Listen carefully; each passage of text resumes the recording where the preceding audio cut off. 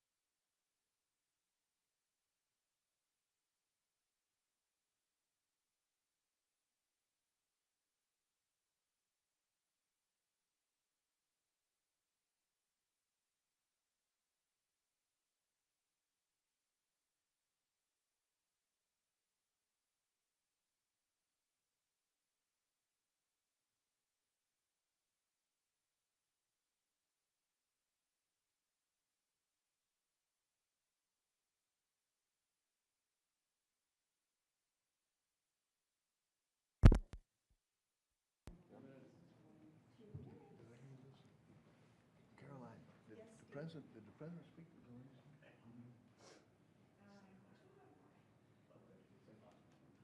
Why don't you ask him? Sounds like you have an opportunity to do that. Sorry about that.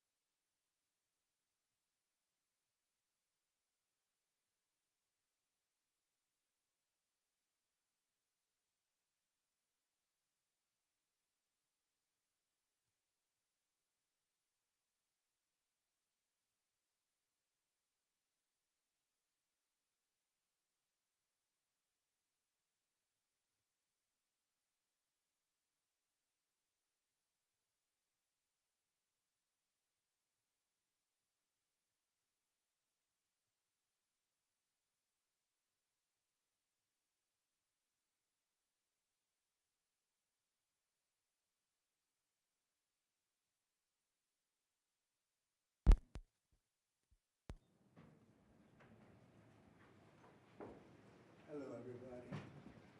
Thank you very much.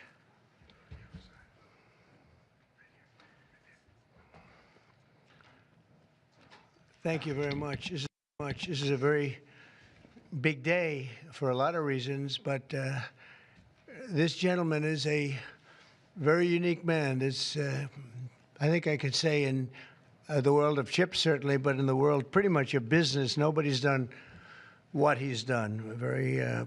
For those of you that are into that world, you would say, wow, he's a legend, but he is a legend, and it's an honor to be with you. Very great honor. Thank you very much. Mr. President. Thank you very much.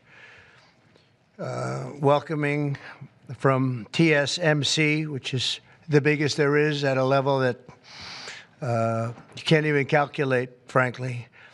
C.C. Wei to the White House for a very historic announcement. This is a tremendous thing for our country and hopefully for his company.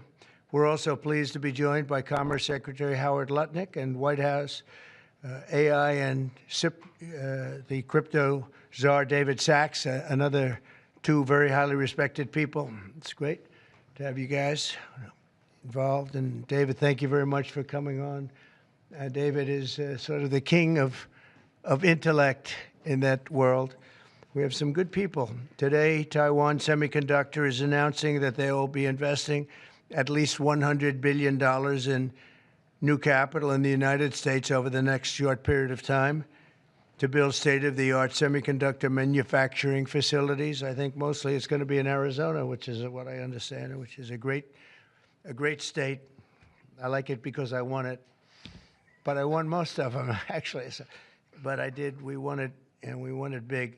The most powerful AI chips in the world will be made right here in America, and it'll be a big percentage of the chips made by his company. But as you know, they're based mostly in Taiwan, and they're far and away the biggest. There's nobody even close. This $100 billion in new investment will go into building 5 cutting-edge fabrication facilities in the great state that we just discussed, Arizona, and will create thousands of jobs, many thousands of jobs, and they're high-paying jobs. In total, today's announcement brings Taiwan Semiconductor investments to about $165 billion they've started already. Among the largest new foreign direct investments in the United States, Apple, as you know, made a big announcement last week of $500 billion, and we have some others that have announced. We have many that want to announce, but I don't have time to do all of these announcements, I tell you. But for you, I'm doing the announcement. Thank you. This will create hundreds of billions of dollars in economic activity and boost America's dominance in artificial intelligence and beyond. Semiconductors are the backbone of the 21st century economy, and really, without the semiconductors, there is no economy, powering everything from AI to automobiles to advanced manufacturing. And we must be able to build the chips and semiconductors that we need right here in American factories with American skill and American labor. And that's exactly what we're doing. As you know, Taiwan pretty much has a monopoly on that market. And I think pretty much is not a term that's even appropriate. They do have a monopoly. And this is a tremendous move by the most powerful company in the world. It's a matter of economic security. It's also a matter of national security for us. And at the same time, Mr. Wei will be able to diversify and have his a tremendous presence in another place, and a very safe place. And I want to thank Taiwan Semiconductor for doing the announcement. And I'd like to ask Mr. Wei to say a few words, if you might. And I'd also like to ask Howard and David, you can say a couple of words, but maybe you should go first, because right now he's the most important man in the room. I'm sorry, fellas. Please. Thank you very much. Thank you, Great Mr. honor. President. Thank you. I'm a little bit nervous, so I have to pull out my piece of paper. Mr. President, Secretary Lutnick, and David, I didn't know that your title, but okay. First, I want to say thank you to Mr. President to give me this opportunity to announce our big project in the U.S. TSMC is the world's largest chip manufacturing, funded by Dr. Morris Chang in 1987. It's now at the forefront of semiconductor technology, supporting AI advancement and industry growth. In fact, I would like to wind back the time that in 2020, we have to thank President Trump's vision and his support So TSMC start the journey of establishing the advanced chip manufacturing in Arizona. And now, let me proudly say, now the vision become reality. In Phoenix, Arizona, with 3,000 employees, we are producing the most advanced chip made on US soil. With the success of our first fab, so we are now very happy to announce we are going to invest additional 100 billion US dollar in addition to our current 65 billion US dollars investment in Arizona. We are going to build 3 more new fabs after we promised the 3 fabs already, and another 2 very advanced packaging fab, and most important, R&D center also in Arizona. For this, all the investment, 165 billion, is going to create thousands of high-paid jobs, as the president just announced. And we are, most important, actually, we are going to produce many AI chips. We are going to produce many chips to support the AI progress and to support the smartphones progress. And again, with that, I want to thank President Trump again for his support. In addition, I also want to thank my customers in the US, such as Apple, NVIDIA, AMD, Qualcomm, Broadcom. They all support TSMC's manufacturing in the US. Without their support, we probably cannot make it through. So again, I want to thank them. Also, I'd like to thank the TSMC's employee. Without their effort, we just cannot make it today. That's all I want to say, and thank you. Thank you. That's good. Thank you very much. Howard, please, David? Sure. Thank you. So I'm thrilled to be here today because President Trump has made it a fundamental objective to bring semiconductor chip manufacturing home to America. Under the Biden administration, TSMC received a $6 billion grant, and that encouraged them to build $65 billion. So America gave TSMC 10% of the money to build here. And now you're seeing the power of Donald Trump's presidency, because TSMC, the greatest manufacturer of chips in the world, is coming to America with a $100 billion investment. And of course, that is backed by the fact that they can come here because they can avoid paying tariffs. So the idea is come to America, build greatness in America, build for the American customers, the Apple, NVIDIA, that whole list that Chairman Wei gave in order to bring production to America. So we're really, really excited. This continues the most incredible path you've ever seen in these first weeks and months of the Trump administration of incredible manufacturing coming to America. The keys that the president has called out are coming here. They're coming here in huge size because they want to be in the greatest market in the world, and they want to avoid the tariffs that if they're not here, they'd have to suffer. So I want to congratulate C.C. Wei for bringing in this incredible $100 billion investment, but it's on the shoulders of our President Donald Trump, which is why he's coming. So thank you. Thank you. David? Thank you, sir. Well, the products that TSMC makes are literally the most important products in the world. I mean, these advanced chips power everything. They power AI, they power your phone, they power your cars, and without them, the whole modern economy would stop, but they're not made in the United States. So for TSMC to move here is a huge, huge development, and we owe that to President Trump's leadership on the economy and Secretary Lutnick as well. And CC, thank you for coming here. Thank you. Yeah. Thank you, David. So thank you very much. A big percentage of chips with this investment will be made now, a big percentage, Worldwide, we had very little, almost none. We used to have a lot with Intel, but we had very little. And we'll be at close to 40% of the market with this transaction and a couple of others that we're doing. That's a tremendous leap, like a leap that nobody would have really said was possible. So I just want to thank you all for being here. If you want a couple of questions, ideally on this subject, yes. Specific number of jobs that will be created. He said thousands, but you have a better- You're probably talking about 25,000 jobs, but it'll get bigger and bigger with time. Knowing this gentleman, it'll get bigger and bigger. There'll be no stopping him.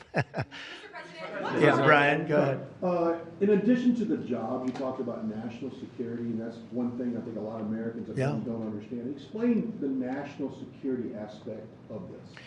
Well, without the chips and semiconductors, nothing runs today. You can't buy a car without them. You can't get a radio, a television, you can't get anything. And we thought it was very important, obviously business-wise, but we thought even in terms of national security to have this large percentage of the chips, semiconductors, and other things that they make, the most important product. And not a product that you can really copy. It takes years and years. You know, on the needle of a pin is total genius. I mean, they can put things, something the size of the needle, the point of a pin, they put information that is just not even believable. So if you would see this, it's just really something. Yes, Brian? One aspect of that, Honda announced they're coming to Indiana because of the tariffs. Once again, That's right. bringing additional jobs in manufacturing. You want to comment on that as well? Well, Honda's coming, and I told you about Apple, that they're going to be starting to build massively here, $500 billion. And we have many other companies going to be announced, but we had many that have already announced. And no, it's going to be great. It's looking really strong. I don't think this country has ever seen anything like we're seeing right now. Now, the tariffs, as you know, will start a week earlier than the reciprocal, which is going to be on a couple of weeks earlier. Reciprocal tariffs start on April 2nd. And I wanted to make it April 1st, but I didn't want to go April Fool's Day, because that costs a lot of money, but that one day. But so we're going April 2nd. But very importantly, tomorrow tariffs 25% on Canada and 25% on Mexico, and that'll start. So they're going to have a tariff. So what they have to do is build their car plants, frankly, and other things in the United States, in which case they have no tariffs. In other words, you build, and this is exactly what Mr. Wei is doing, by building here. Otherwise, they'll build, if they did them in Taiwan to send them here, they'll have 25% or 30% or 50% or whatever the number may be someday. It'll go only up.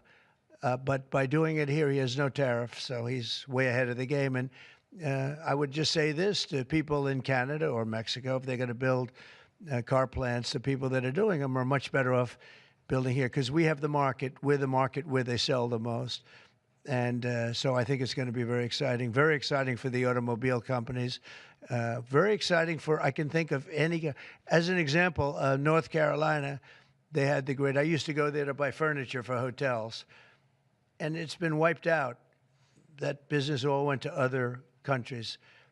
And now it's all going to come back into North Carolina, the furniture manufacturing business, please. Is the Ukraine minerals deal now dead, or can it be revived? Well, I'll let you know. We're making a speech. You probably heard about it tomorrow night, so I'll let you know tomorrow night. But no, I don't think so. I think it's a great deal for us because, Biden very, very foolishly, stupidly, frankly, gave $300 billion and $350 billion more accurately to a country to fight and to try and do things. And you know what happened? We get nothing. Just gave it. We could have rebuilt our entire U.S. Navy with $350 billion. Think of it, $350 billion. We could have rebuilt our U.S. Navy. So he gave it away as fast as the money could be gone.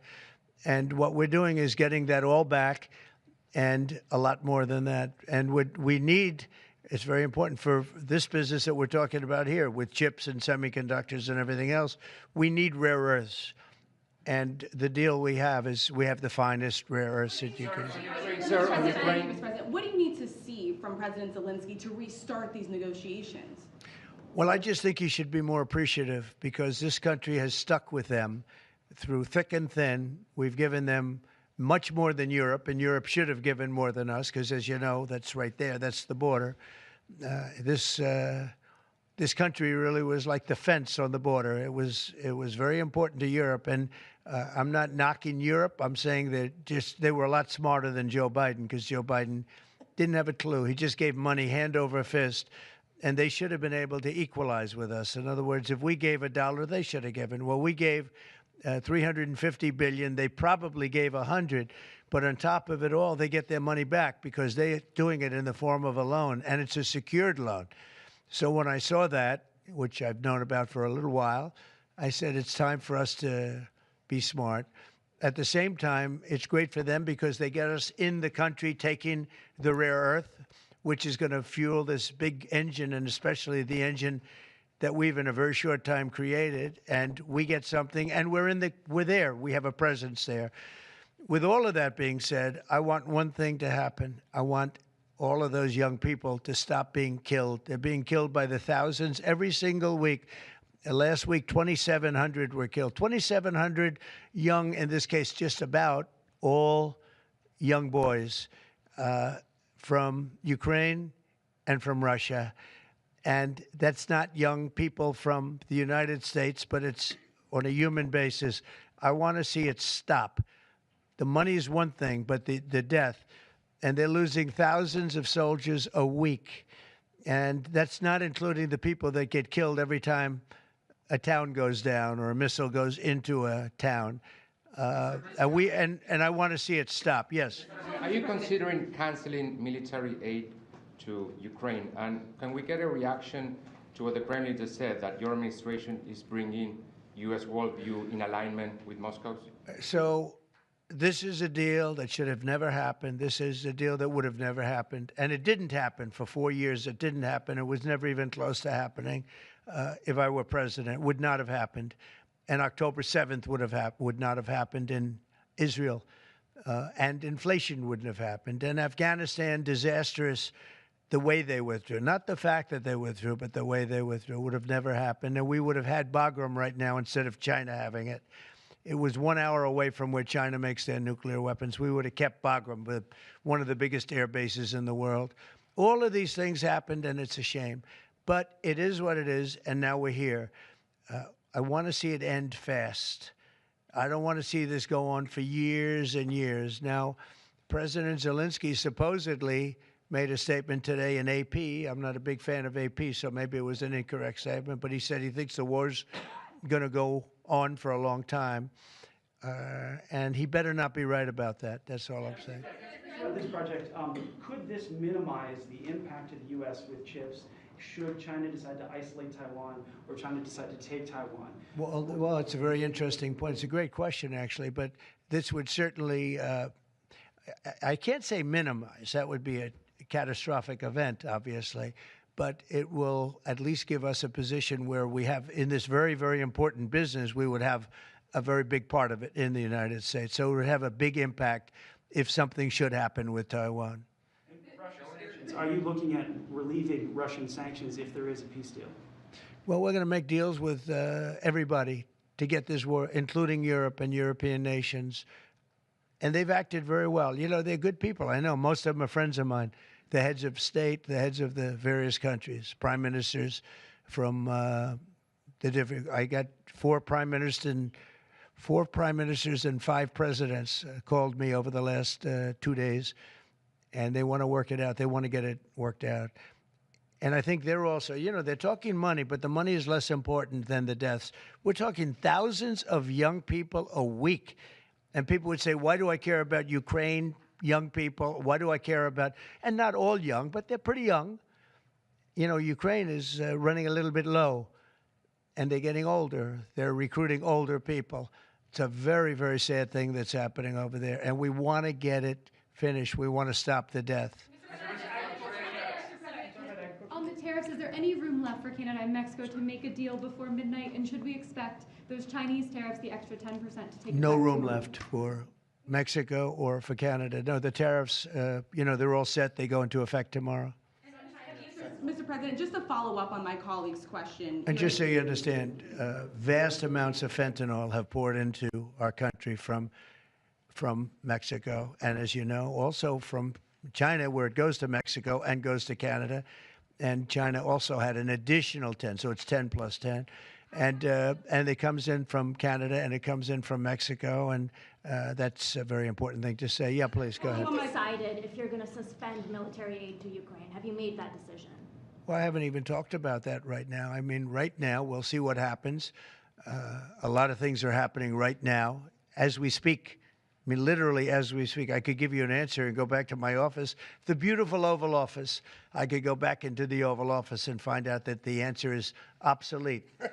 It's like his business. It's obsolete. You come up with a new chip and it's obsolete about 2 minutes later, right? But that's what's good about his business. That's why he's the only one that's successful in it. But to follow up my colleague's question, from Russia saying that your foreign policy is largely in line with their vision, should that be concerning to Americans?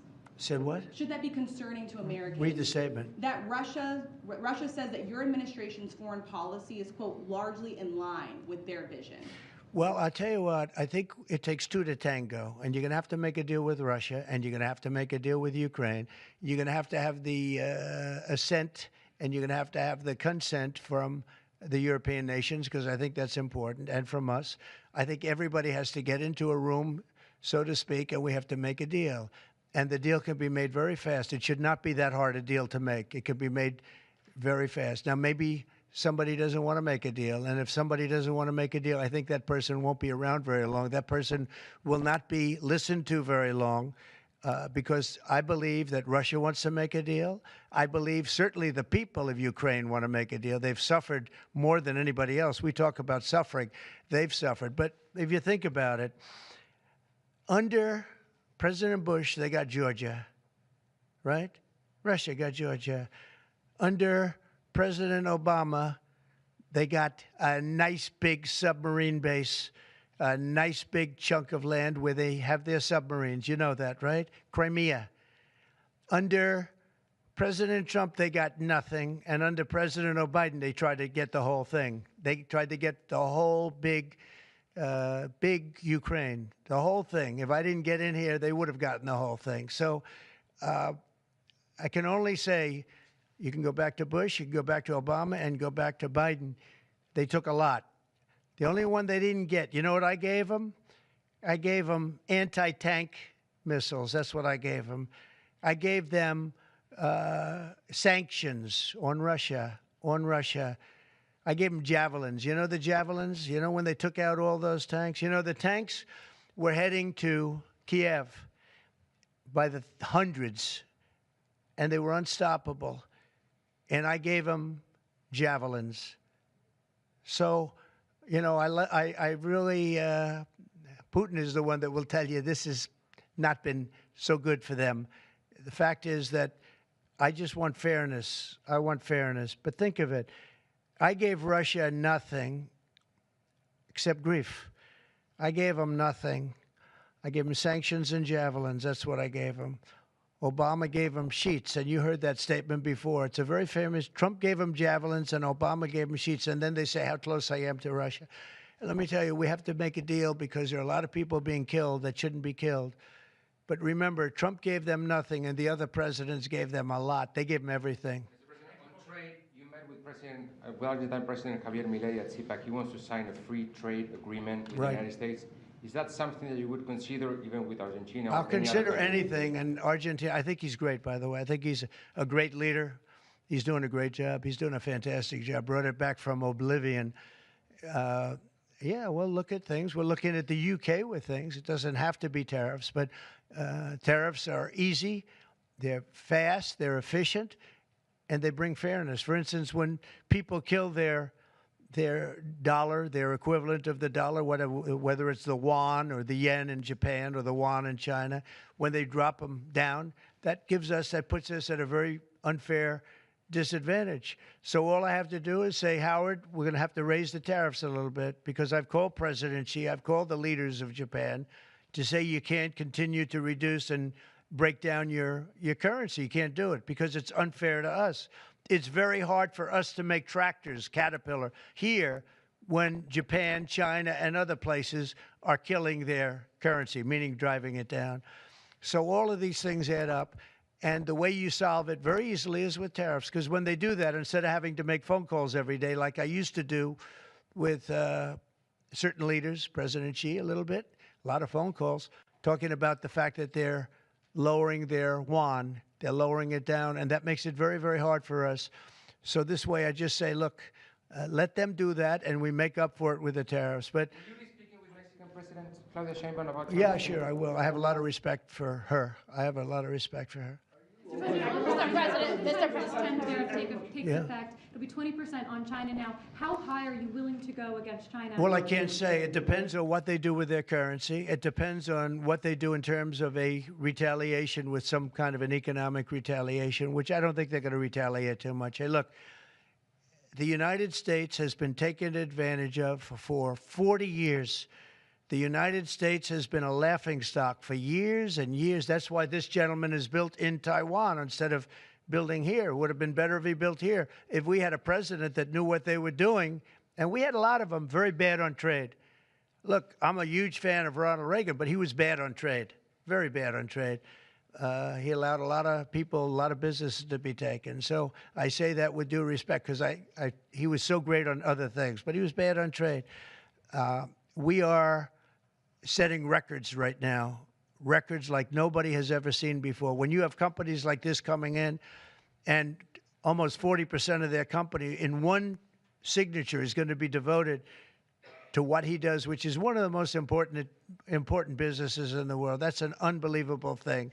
When Apple now is going to start building all of their plants here, all because of what we've done in terms of, it's not because he likes me or they like me. They don't probably like me at all. I don't know. I think he likes me a little bit at least.